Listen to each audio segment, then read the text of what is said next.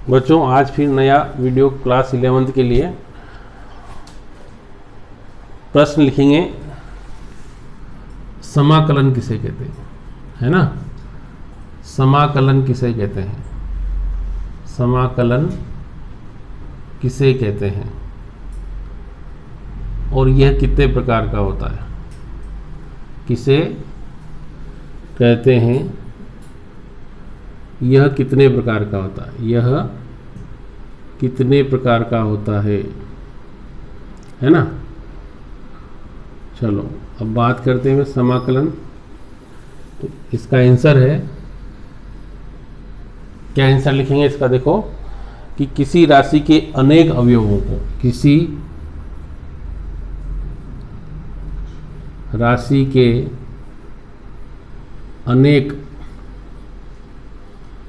अवयवों को जोड़कर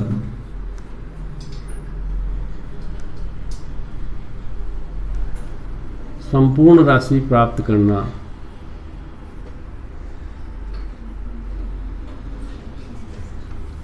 क्या कहलाता है, समाकलन कहलाता है। ठीक है ना। चलिए, या इसको एक सिंपल भाषा में ही बोलते हैं कि संकलन की क्रिया को समाकलन कहते हैं। जैसे हम x को प्राप्त करना है तो ये छोटे छोटे बार dx dx dx dx ऐसे चलते ही जाएं, या x बराबर इसको अपन ऐसे भी लिख सकते हैं, समाकलन ऑफ dx। ठीक है ना। मतलब समाकलन dx के मान कितना होता है, x। यह दो प्रकार का होता है, यह दो प्रकार का होता है। कौन कौन सा, देखो नंबर एक में लिखेंगे अनिश्चित समाकलन, अनिश्चित समाकलन। ठीक है ना। जैसे ये लिखा इंटीग्रेशन ऑफ x dx, तो यहाँ आ जाएगा x की पावर n, तो यहाँ x की पावर n+1 अपान n+1। इसके 5 फार्मूले हैं, इनको आप अच्छे से लर्न कर लें। सेकंड है integration of sine x dx बराबर माइनस कॉस x, और integration of cos x dx बराबर साइन x। थर्ड फार्मूला है इसका ये।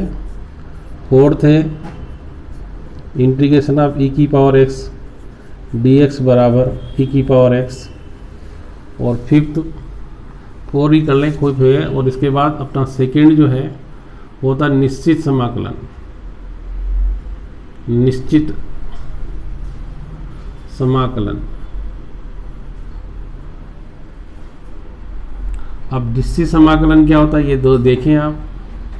मतलब वह समाकलन जो किन्हीं दो राशियों के बीच किया जाता है उसे कौन सा समाकलन कहते हैं, अपन निश्चित समाकलन कहते हैं। जैसे मैंने आपके सामने लिख दिया integration of a to b dx, मतलब अपने dx का मान कहाँ से कहाँ तक बदल रहा है। तो मैंने बताया था इसकी मान कितना आ जाएगा x, और इसको अपन क्या लिख देंगे b से a या b माइनस a। ऊपर वाली लिमिट पहले लिखना और नीचे वाली बाद में लिखना। ऐसे बहुत सारे इसके भी निश्चित समाकलन के भी कई सारे सूत्र बनते हैं, तो आप उनको भी हल करेंगे तो हो जाएगा। ठीक है ना। अब ये समाकलन वाला पार्ट अपना हो गया है, ये यही सूत्र इसमें उपयोगी है। अब जो महत्वपूर्ण प्रश्न है वो मैं आप लोगों को इसके माध्यम से हल करा रहा हूँ। आप मुझे विश्वास है कि पूरे बच्चे सभी उस प्रश्न को हल करेंगे। जैसे प्रश्न लिखेंगे, अब क्या प्रश्न है, पहले तो आपको अपने दिमाग में एक क्वेश्चन एक ये रखना है सूत्र कि समाकलन dx मतलब कितना होता है x, है ना। तो वो आपको बहुत अच्छे से सवाल समझ में आ जाएंगे। देखिए सवाल है,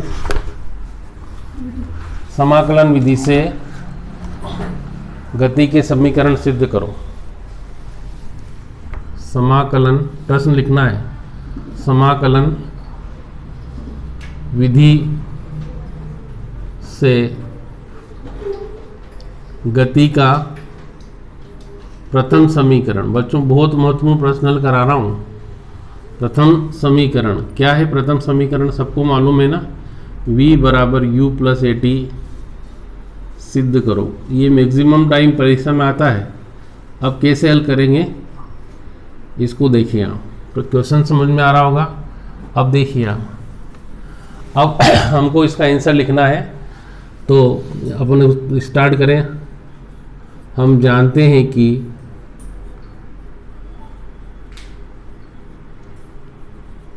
वस्तु का त्वरण मैंने त्वरण पढ़ाया था, क्या लिखाया था आपको? a बराबर dv बटा dx, सॉरी dt। त्वरण में क्या लिखाया था? वेग परिवर्तन की दर को त्वरण कहते हैं, पढ़ाया था ना। तो हम यहाँ वेग में परिवर्तन की दर को क्या कहते हैं? त्वरण कहते हैं। अब देखो dv बराबर कितना हो गया? a dt, ठीक है। नीचे लिखेंगे जब t बराबर 0 हो पर वस्तु का वेग कितना होगा बच्चों? वस्तु का वेग v बराबर प्रारंभिक वेग है ना, u को अपन प्रारंभिक वेग कहते हैं, तथा t बराबर t पर वस्तु का वेग कितना होगा? v बराबर v हो जाता है ना। इसको समीकरण 1 दे दें।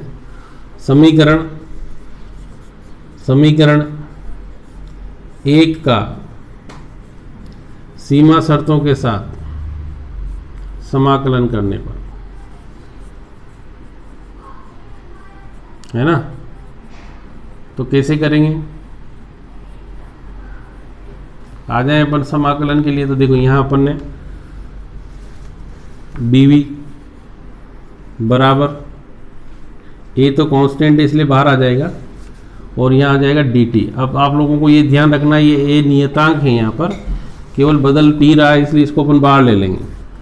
अब जब t बराबर 0 था तो वेग कितना था बच्चों? u। देखो t बराबर 0 पर वेग कितना है? u। और t बराबर t पर वेग कितना है? ठीक है ना। मैंने आपको अभी हल पढ़ाया था कि integral of dx is equal to कितना होता है? x। इंटीग्रल ऑफ dt बराबर कितना हो जाएगा? t। इंटीग्रल ऑफ dv बराबर कितना हो जाएगा? v। ठीक है ना। तो ऐसे कुछ भी हो तो ये अपन इसको लिख सकते हैं। तो यहाँ dv मतलब कितना हो जाएगा? v। परंतु इसकी लिमिट कहाँ से कहाँ तक है? v से u तक, बराबर a। इसकी लिमिट कहाँ से कहाँ तक है? t से लेकर 0 तक, ठीक है ना।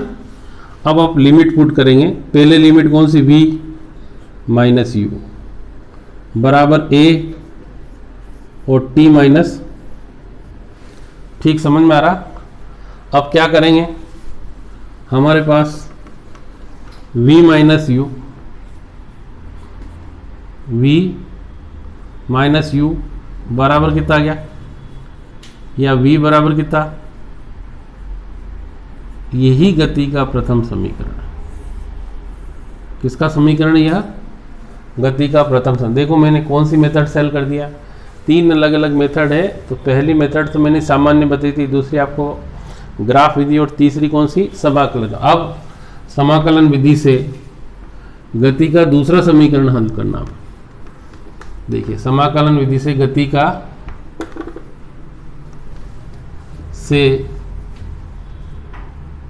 का कौन सा समीकरण? कौन सा? s बराबर ut plus half AT square सिद्ध करो, है ना। ये वाला समीकरण सिद्ध करना। कैसे हल करेंगे देखो, इसको भी बताता हूं।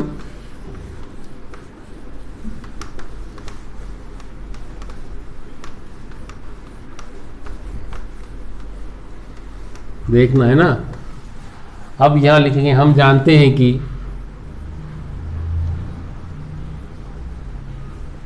क्या जानते हैं अपन? वस्तु का वेग किसे कहते वेग? तो आप लोगों को पढ़ाया था मैंने विस्थापन की दर को वेग कहते। क्या पढ़ाया था? dx बटा dt पढ़ाया था ना बच्चों। तो यहाँ से dx बराबर कितना आ जाएगा? v dt, ऐसा पढ़ाया था। अब v dt के बाद हमारे पास अभी हाल हमने पढ़ा था v बराबर कितना होता है? u plus A T. ये पहला समीकरण है। इस मान को यहाँ रख देंगे तो dx बराबर कितना आ गया? u प्लस ए टी, और आगे कितना रख देंगे? dt। अब वापस अपन जाने कि जब t बराबर 0 हो तो वस्तु की स्थिति या वस्तु का विस्थापन क्या आएगा? x बराबर 0 होगा। जब t बराबर t हो तो विस्थापन कितना आ जाएगा? x बराबर s हो जाता है। ठीक है ना। अब इन्हीं सीमा शर्तों के साथ इस समीकरण का फिर अपन समाकलन कर दें। देखो यहाँ पर dx बराबर यहाँ कितना आ जाएगा? u प्लस ए टी, है ना, और पीछे कितना लिख देंगे? dt। जब ये 0 था तो ये भी 0 था, और ये t हो गया तो विस्थापन कितना हो गया? x, है ना। अब इसका अपन हल करेंगे तो ये तो x आ जाएगा, इसकी लिमिट अपने पास s और ये 0 हो गया। अब यहाँ देखें आप, तो अगले कोष्टक ब्रैकेट ओपन करेंगे तो पहले तो 0 से t तक, यहाँ u बाहर चला जाएगा dt प्लस, अब a कांस्टेंट है इसलिए बाहर आ जाएगा। कोष्टक खोल रहा हूँ मैं, 0 से t तक t इंटू डी टी। अब इधर तो s माइनस 0 लिमिट रख दी, u इसका आंसर आ जाएगा t, और t और यहाँ कितना गया? 0 प्लस a। अब देखो मैंने पढ़ाया था आपको x की घात n dx बराबर कितना होता है?